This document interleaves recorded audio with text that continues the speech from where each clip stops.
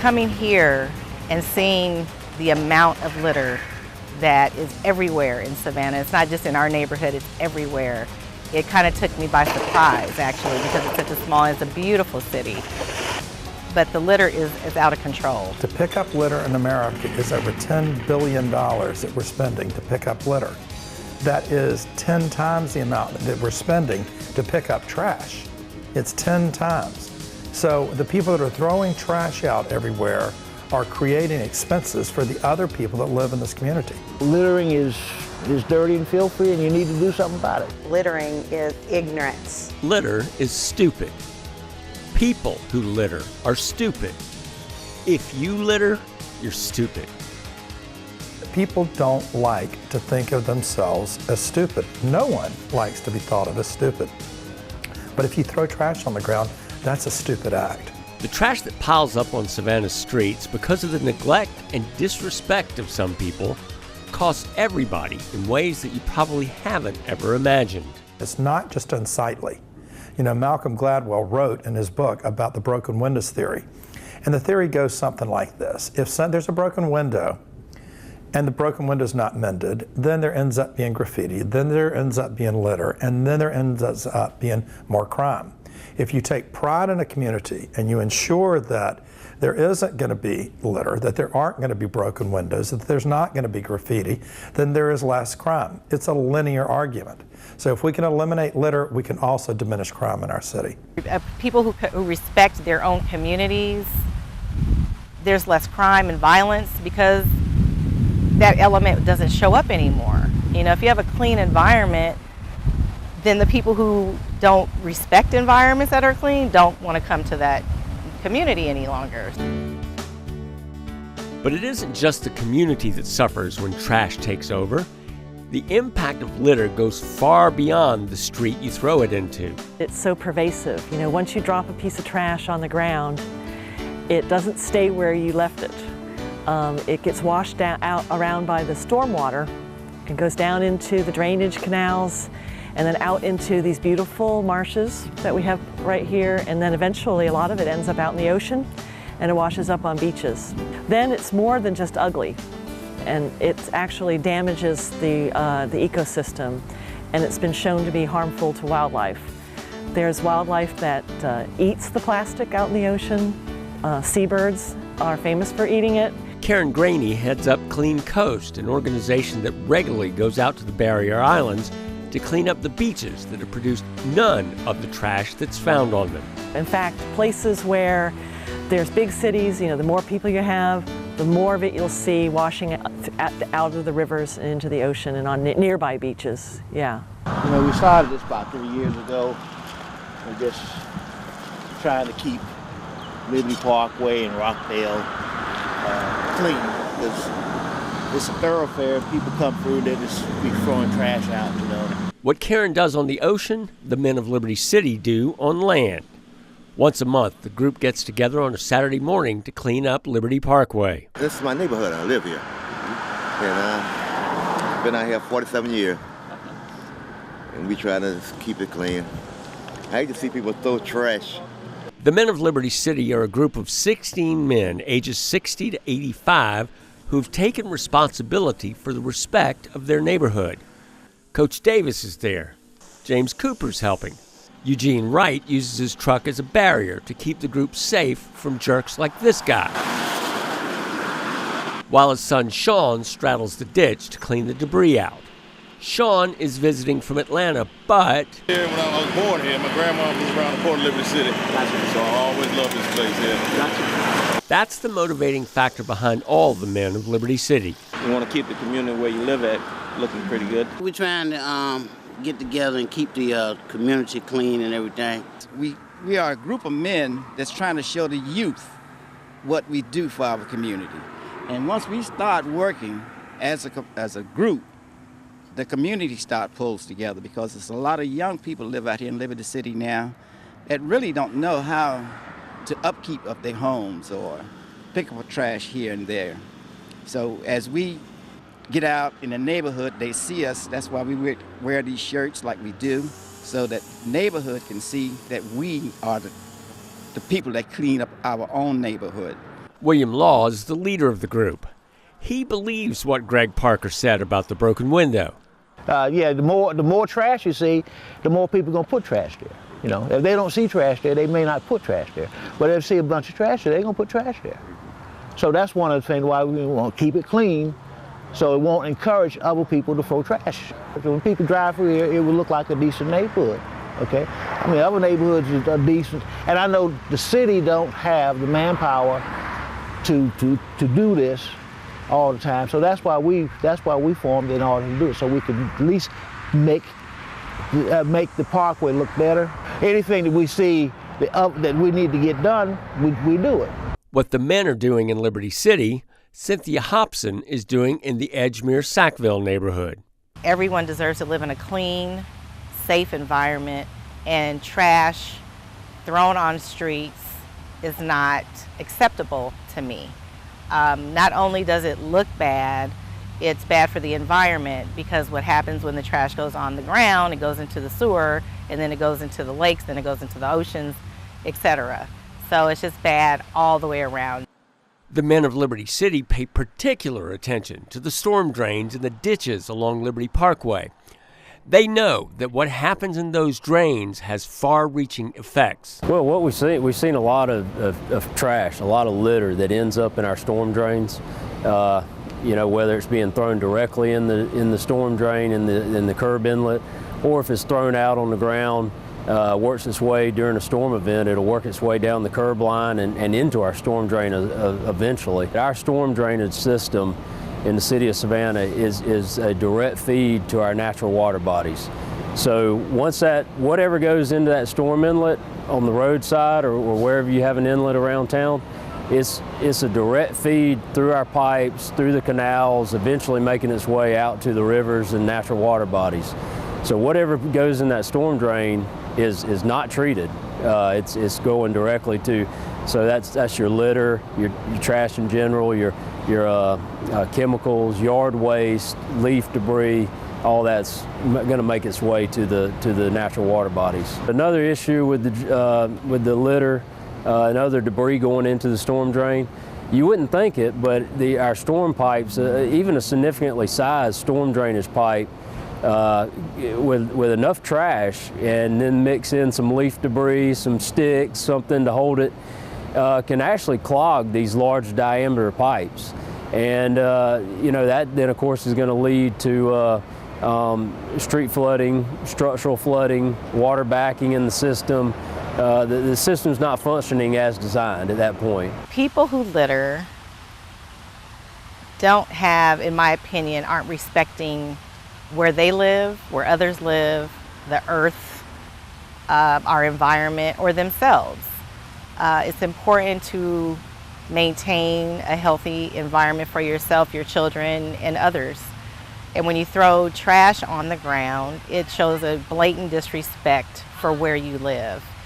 And I believe if people thought about it, they would think about it differently. Like, if you know that your trash is impacting your children's health, then why would you throw it on the ground? And why would you encourage your children to? But I've seen that the adults are throwing litter, are throwing trash on the ground. And so if you have a child that sees you do that, then they're going to do it as well. So it's just changing.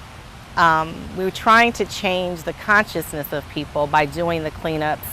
To me, it's more than just cleaning up. It's actually changing consciousness, changing someone's thought pattern of how important it is to keep your environment clean, not only for your own health, but everyone else's health that lives around you. Brenda Grant is the COO for the Savannah Economic Development Authority. Fighting litter is her lifelong passion. She often shows prospective businesses around the city, and they don't always like what they see. There have been times where I've been embarrassed, and times when it has been mentioned.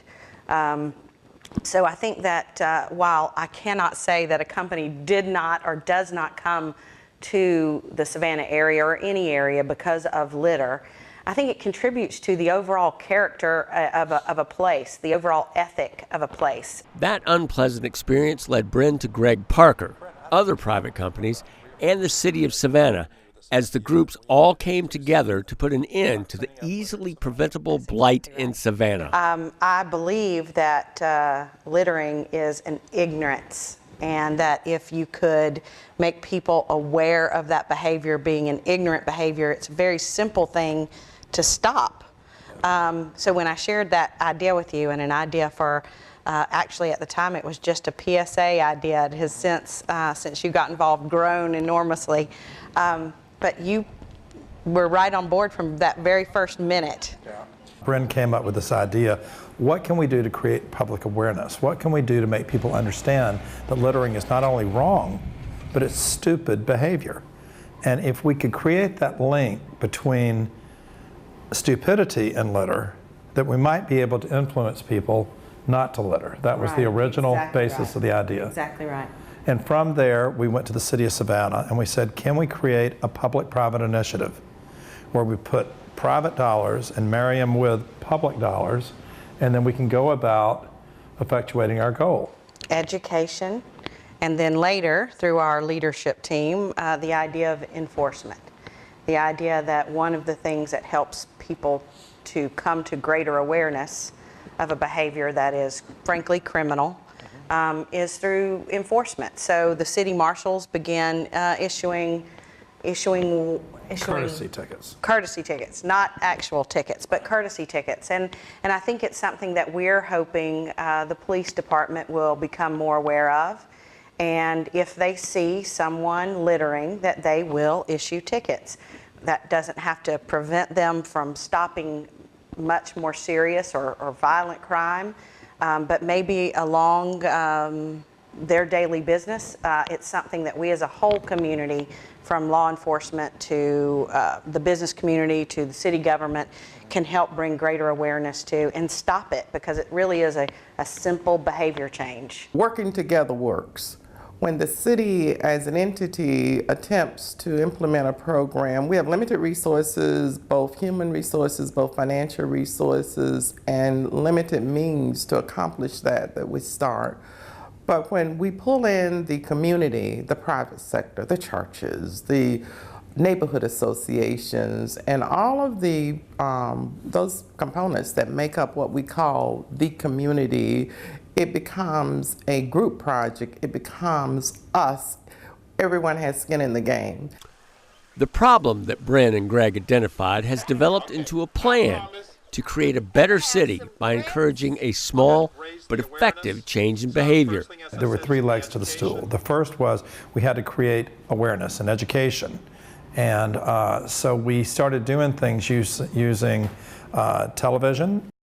Littering. It's trashy, stupid, and illegal, and it doesn't belong on the streets of Savannah. That's why we need your help to stop people from trashing our city. When you see someone littering, take a photo or video, then post it to social media and use the hashtag #LitterCrew. You could win gift cards, parking passes, and more. The message is clear. Think before you throw, or get called out publicly and pay a big fine. Make a difference. Find out more at keepsavannahclean.com. And outdoor advertising. We've now wrapped many of the sanitation buses saying things like, litterers are criminal, litterers are trashy, litterers are stupid. And we want to make people understand that, that's not the best behavior.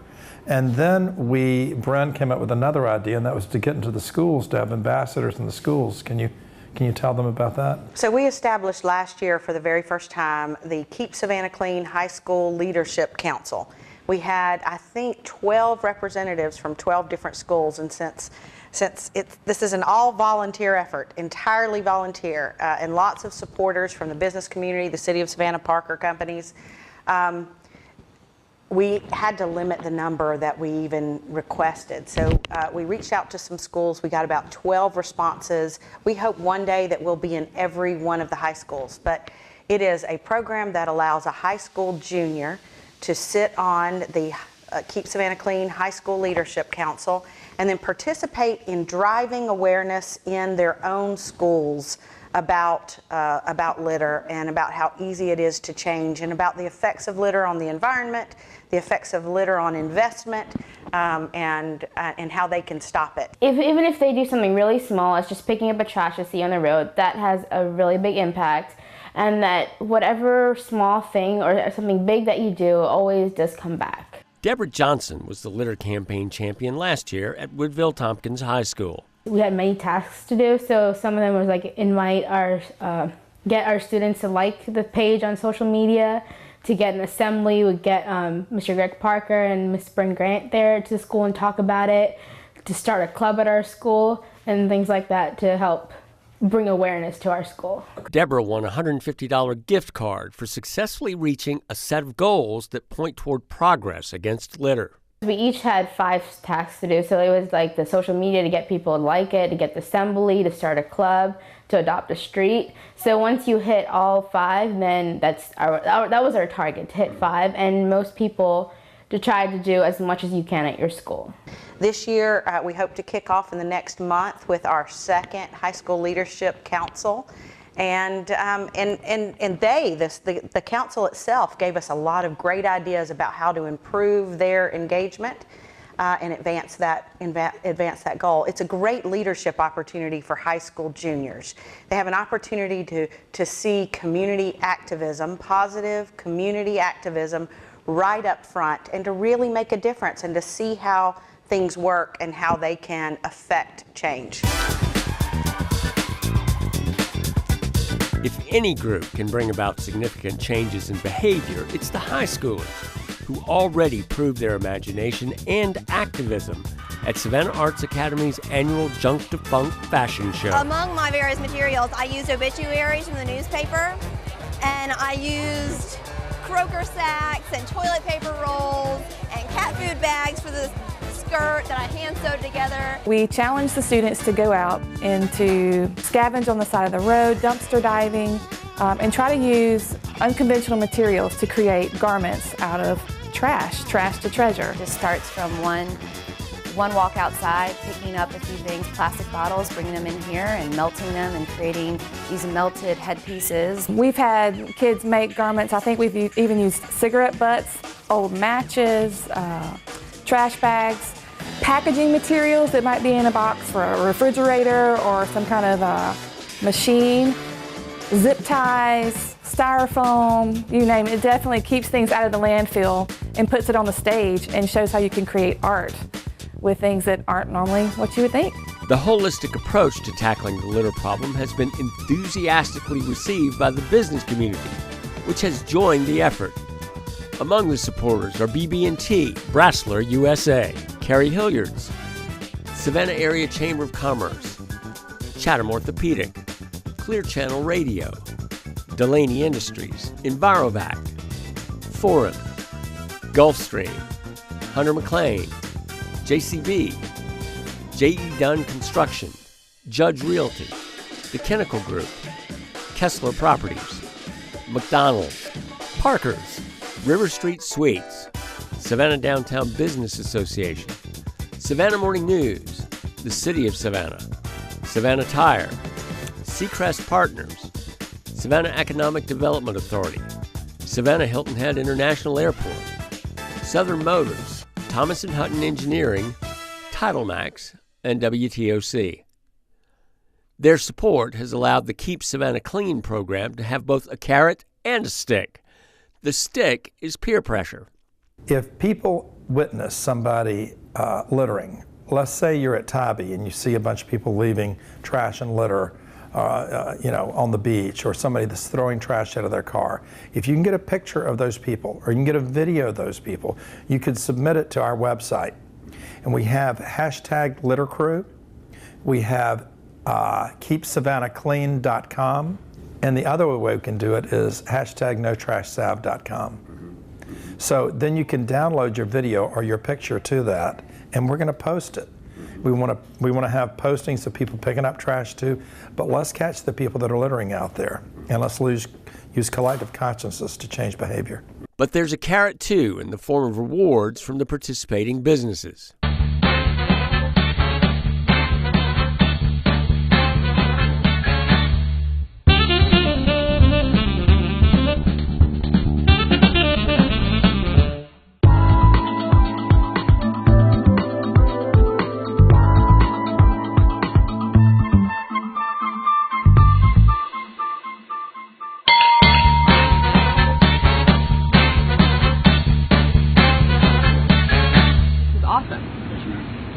why you picked it up? A lot of people throw trash out down here, and I feel that it's wrong. If I see it down there, I just pick it up. That's awesome.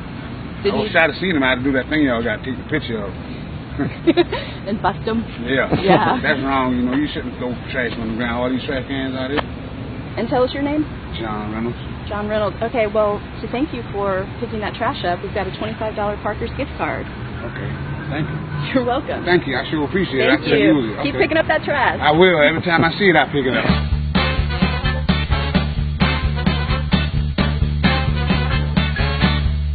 We're asking people to submit videos so that we catch people doing good acts of picking up trash. Now, we've done that with our committee as well, where we've walked out into the streets, viewed people picking up trash, and what we do is we give them prizes. We give them Parker's cash cards, $25 cash cards for catching them doing good things. We give them free Happy Meals from McDonald's for picking things up. The city of Savannah is giving free parking passes for people that we catch doing good behavior. So it's not all about the negative. We want to educate, and we want to reward good behavior, and we want to punish bad behavior. And by doing all of these things, we think that we can eliminate 50% of the litter in our city, hopefully in 1 year. This is like breaking old habits. And we have learned from our childhood to adulthood that it's hard to break habits.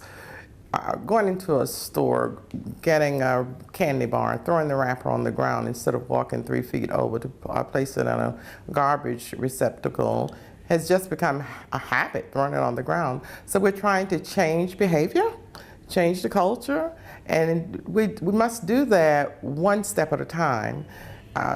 For us to declare a decree is not going to make people change their habits, but through education, through modeling good behavior, and through some enforcement, it's going to help over a period encourage people to change their behavior or suffer the consequences.